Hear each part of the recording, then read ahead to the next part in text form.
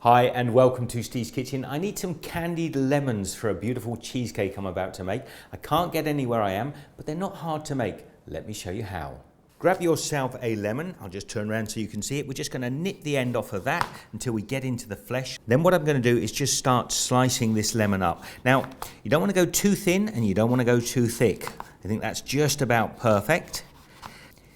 Now, if you haven't made candied fruit before, you really should give it a try. It's so simple and they're so expensive to buy in the shops. Now, whilst we've got our lemons here, we're just going to use a knife and just get the pips out. We don't really want them in there.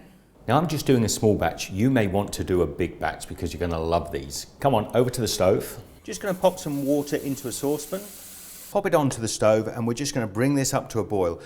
Now, when your water's on a rolling simmer, we're just going to drop our lemon slices into there, and we're just blanching these, not for very long, about a minute, just to tenderize them up a little bit and remove some of the acids out of the lemon. So literally just a minute. I'm going to take those off the heat now.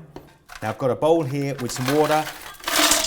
Pop some ice into it, make it nice and cold. We want to stop these lemons from cooking, so I'm popping them into the ice water.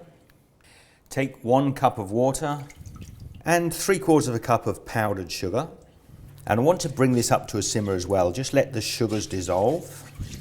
Now, when that's simmering away like that, I'm just going to put my pieces of lemon into the sugar water. Now, that would have cooled it down, so I just bring it back up to a simmer. Now, we'll let that simmer away for about 45 minutes to reduce it down and let them become translucent and tender. I've never used one of these induction hobs before, so we'll have to experiment with it. You don't want it to go too fast, and we don't want the sugars to go too dark. Now, you see, after about 45-50 minutes, they're becoming nice and translucent. I'm going to turn the heat off. I don't want the sugars to go too brown. Then I'm just going to lift these lemons off and put them on to a little bit of baking paper.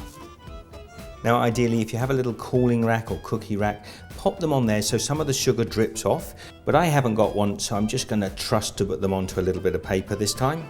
Now, just take a look in the pan. See all that wonderful syrup that's in there?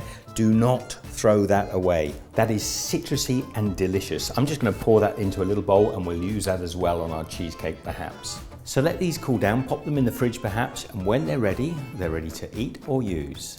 Now, when they've cooled down a little bit, you're going to have these beautiful, let's just peel that off of there, caramelized lemons. And believe you me, rather than sour, these are going to taste just delicious, and they're going on my cheesecake. So check it out on Steve's Kitchen. Don't forget to hit the subscribe, the little cog, to get notifications for new videos. Let's get on. I'll see you shortly. Be good.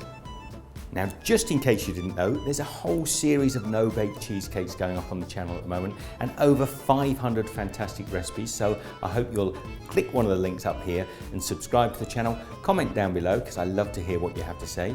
See you next time. Be good.